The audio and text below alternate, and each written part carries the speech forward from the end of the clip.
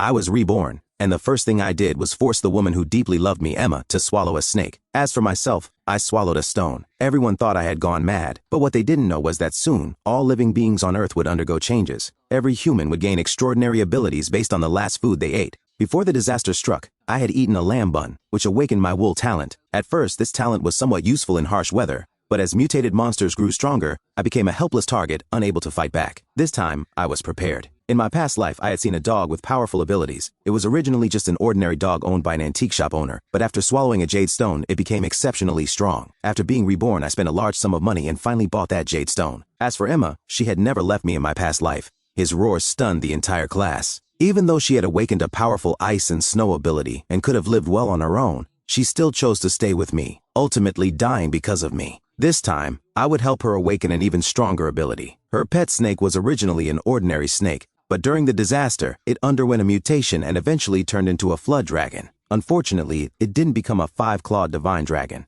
I made Emma swallow the snake because, based on my past life's experience, swallowing it whole would give her the strongest talent. Emma looked at me, her face full of complicated emotions. She loved me deeply but couldn't bear to part with the snake. However, under my insistence, she finally made up her mind, picked up the snake, and swallowed it whole. The entire class was stunned into silence. Only Emma and I remained silent, simply locking eyes with each other. Then, she rushed to the water cooler and drank water frantically, seemingly trying to suppress the nauseating feeling. Finally, everyone reacted and began discussing among themselves.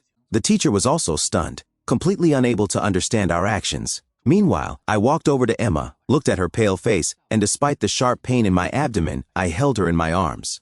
She groaned softly in pain, her eyes full of exhaustion. My hand gently caressed her cold, trembling face. Although her condition was dire, we still clung to each other tightly. Suddenly, the teacher hurriedly dialed the emergency services, and Jack, who had once pursued Emma, was so angry that he nearly exploded. He rushed over and angrily questioned me. "Are you crazy? Knowing that she likes you, you actually forced her to swallow a snake.